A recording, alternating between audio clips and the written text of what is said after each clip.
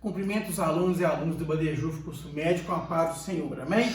Nós estamos hoje gravando a nossa última aula de eclesiologia, a igreja, a eclésia, a igreja, né? E nós teremos os últimos 5 tópicos. Mas antes, eu gostaria de deixar para os irmãos, no livro de Salmos, número 147, versículo 12. Louva, ó Jerusalém, ao Senhor, louva, ó Sião, ao teu Deus. Louvado seja o nome do Senhor para todo sempre. Oremos. Maravilhoso Deus e grandioso Pai, nós te agradecemos, ó Pai, pelo término deste módulo de eclesiologia. Agradecemos, ó Pai, todo o apoio que recebemos do nosso reitor, pastor Kleber Ramos, nosso coordenador, diácono Isaías. Abençoe todos os professores e professoras do Ibadejuf, Senhor Deus, os alunos e alunas, e também, Senhor Deus, o nosso pastor presidente, Samuel Lopes, sua família. Muito obrigado por tudo, em nome de Jesus. Amém. Irmãos, estudaremos hoje, conforme eu disse, os últimos 5 tópicos que vamos encerrar o nosso módulo de eclesiologia, a igreja. Então, nós vamos estudar hoje a igreja e seus símbolos, a igreja e o denominacionalismo, a igreja e o trabalho feminino, a igreja e a secularização. A igreja e seus símbolos são várias metáforas para ilustrar a natureza da igreja, de seus membros, em particular, de seu relacionamento com Cristo. Este é um recurso de linguagem que traz luz ao nosso entendimento e ajuda na apreensão dos conceitos expostos. O simbolismo é uma das riquezas da literatura bíblica, como as descritas no Evangelho de João. Exemplos. O Senhor é apresentado como o Cordeiro de Deus que tira o pecado do mundo. João capítulo 1, versículo 29. O Senhor Jesus, a porta da entrada ao pecador arrependido, a dimensão da fé cristã. João capítulo 10, versículo 9. O bom pastor. O Senhor é o nosso bom pastor, que cuida com zelo e amor de suas ovelhas. João, capítulo 10, versículo 11. A videira verdadeira. João, capítulo 15, versículo 1. Que nutre os ramos com a seiva do Espírito. Como está na passagem que diz Jesus falando para conosco. Eu sou a videira, vós os ramos. Sem mim, nada podeis fazer. Grandioso e maravilhoso Deus. Entre as metáforas que tratam da igreja, há 3 que melhor contextualizam a visão atual de sua missão terrena: noiva, templo e corpo. Aqui é da igreja, nós falamos de Jesus, agora é da igreja. Noiva, importância que as escrituras dão ao matrimônio como instituição divina. Relacionamento entre Cristo e a igreja. Efésios 5, dos versículos 24 a 27. Templo. Ideia subjacente da construção de um edifício que se ergue sobre as rigorosas normas da engenharia, bem ajustado. Efésios capítulo 2, versículo 21. Corpo de Cristo. A igreja também é corpo. Como diz aquele louvor, somos corpo, assim bem ajustados, unidos em amor. 1 Coríntios capítulo 12, 12. Louvado seja o nome do Senhor. Agora vamos para o tópico 2, a igreja e o denominacionalismo. Qual o verdadeiro lugar das denominações no processo histórico da igreja? Vamos refletir. Como compreender seu papel à luz das Escrituras? Mais do que em qualquer outra época, é necessário desenvolver uma visão clara a respeito, tendo em vista 2 razões, entre outras. Primeira razão, o surgimento continuado e crescente de novos ramos denominacionais. A necessidade dos crentes, principalmente os novos na fé, saberem como comportar-se nesse contexto, nem sempre preciso de tantas ramificações evangélicas. Todavia, reconhecer o caráter secundário das denominações é fator determinante para que não se enfraqueça jamais a doutrina bíblica da igreja como corpo de Cristo. Ou seja, a denominação é secundária. O principal é Cristo. O principal é a igreja de Cristo. A igreja onde o cabeça é Cristo. Razões para a existência das denominações. Não há na Bíblia nenhuma menção clara e específica que determine para a igreja outro designativo além deste, mesmo para sua expressão local, porque a existência de tantas denominações, como estruturas autônomas, com estruturas autônomas, nomes variados e às vezes tão díspares, tão diferentes. É tão ampla a diversidade que existe de tudo um pouco nesse universo. Até igrejas que estimulam supostos contatos com o espírito de pessoas falecidas, o culto aos anjos e outras aberrações. Isso para não falar dos desvios mais conhecidos. Irmãos, infelizmente, isso acontece. Então, nós temos que estar analisando os dois polos, os dois extremos. Como eu já falei em outras aulas, todo extremo ele é perigoso. O importante é o equilíbrio. Disse Jesus, crescei na graça e no conhecimento. Então nós temos que ter o equilíbrio, buscarmos o equilíbrio. Ou seja, conforme disse Lutero, somente as Escrituras. Se nós buscarmos o equilíbrio e buscarmos nas Escrituras, nós vamos ver o que está errado e o que está certo. Nós não podemos nunca deixar de seguir a Cristo. Nós não temos que seguir a denominação. Não estou falando mal de A, ou B, ou C denominação. Nós temos que estar coerentes com a palavra do Senhor. Louvado seja Deus. Agora, o porquê que Deus permitiu as tantas denominações? A primeira razão para a existência das denominações é de fundo histórico. À medida que a igreja, em sua trajetória institucional, começou a se desviar gradualmente dos postulados da doutrina apostólica, começaram a surgir indivíduos e movimentos em seu meio, pregando o retorno ao modelo primitivo, inconformados com a sua perda crescente da simplicidade da fé. Porque a palavra de Deus é simples, a fé é simples. Muitas pessoas que começam a complicar, mas a palavra do Senhor é simples. A palavra do Senhor é poderosa, mas ela é simples ao mesmo tempo, porque ela nos dá ensinamentos. Esses movimentos passaram a receber denominações próprias, identificadas com as ideias defendidas por seus líderes. Aqui não tem esse P não, tá, irmãos? O grande divisor de águas foi a Reforma Protestante. Lutero resgatou a doutrina bíblica da justificação. Nós somos justificados pela fé. Louvado seja Deus. Então, uma vez que nós temos a justificação pela fé e nós temos várias denominações no sentido que algumas vieram para resgatar, porque eu não sei se vocês se recordam da aula de missiologia, quando eu disse para os irmãos, quando Constantino oficializou a igreja, começaram os costumes pagãos entrarem na igreja. E aí, muitos que não concordavam saíram e fundaram igrejas para voltar à fé apostólica. E aí, com isso, aconteceram outras situações. Pessoas de outras denominações que saíram, não se deram, tiveram alguma dificuldade de relacionamento, ou não concordavam com o líder da igreja, da nova denominação, e assim saíram e fundaram outras igrejas e tal, e hoje nós temos uma pluralidade. Mas por que Deus permite? Eu entendo que Deus permite, melhor dizendo, porque não teremos desculpas para dizer, eu não fiquei na igreja A, não fiquei na B, não fiquei na C, porque eu não concordo com isso, concordo com aquilo. Ou seja, se você crê em Jesus e se você foi renovado, renascido, restaurado e você quer seguir a Cristo, baseado nas Escrituras Sagradas, você vai estar buscando, através da orientação de Deus, uma denominação que você vai estar ali com um braseiro, como uma brasa num braseiro, e se aquecendo a outro, se alimentando, e ali você vai estar buscando ser melhor a cada dia, para você estar vencendo, não preocupado com a denominação em si, mas preocupado em seguir a Cristo. Às vezes é necessária a denominação, você precisa daquela organização, para que você possa estar tendo aquele compromisso,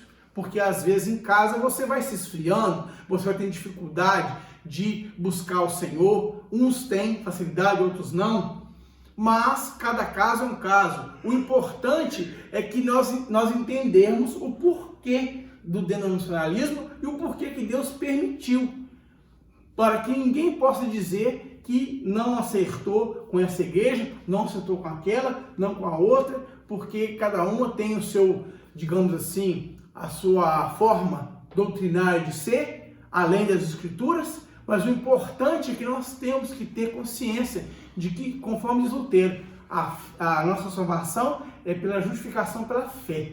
Somente as Escrituras, né? Os 5 solas de Lutero. Somente as Escrituras, somente a fé, somente a Deus, glória, né? Louvado seja o nome do Senhor.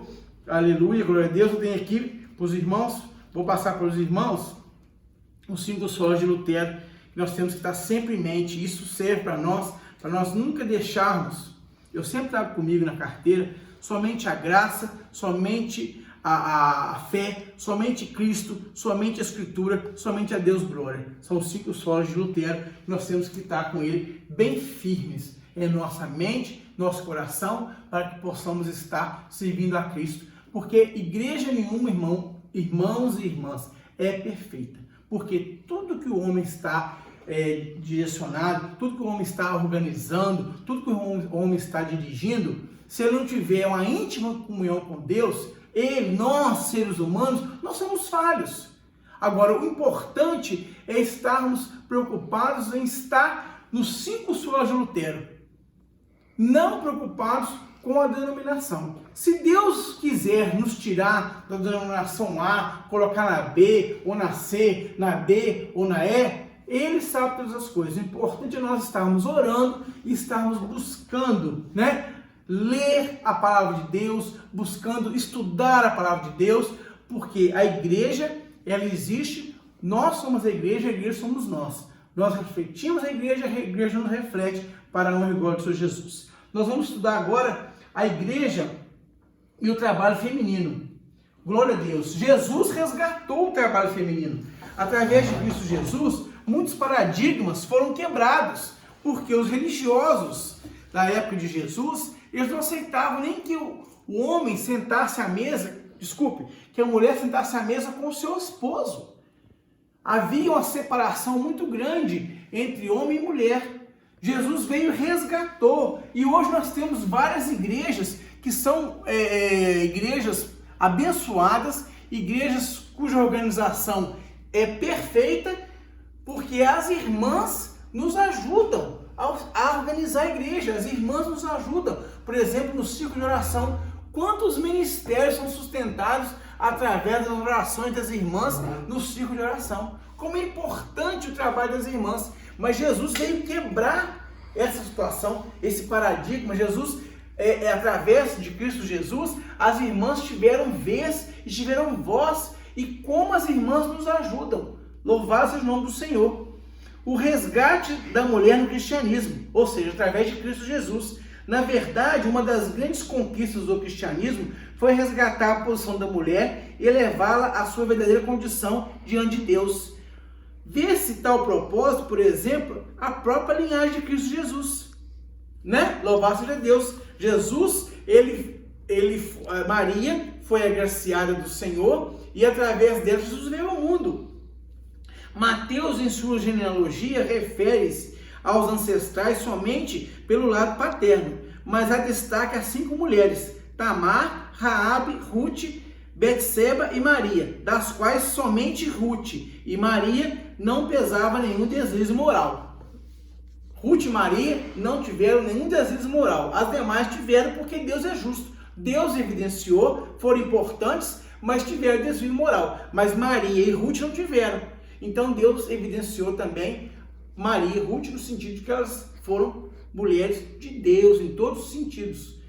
Como é importante o trabalho das irmãs, como é importante na igreja as irmãs nos ajudando, pastores, evangelistas, diáconos, obreiros em geral, auxiliares de trabalho. É muito importante a função feminina, é muito importante como apoio. Muitas das vezes a mulher que está, digamos assim, esposa de um pastor, de um obreiro, ela está ali tanto intercedendo quanto incentivando o seu esposo nas dificuldades do dia a dia,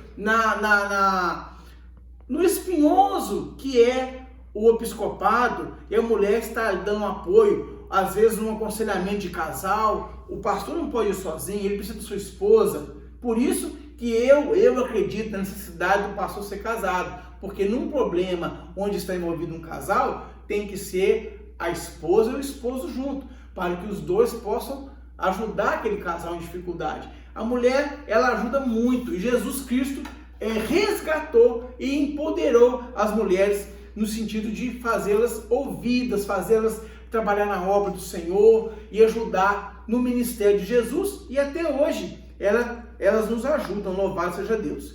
A igreja e a secularização, nosso último tópico, louvado seja Deus.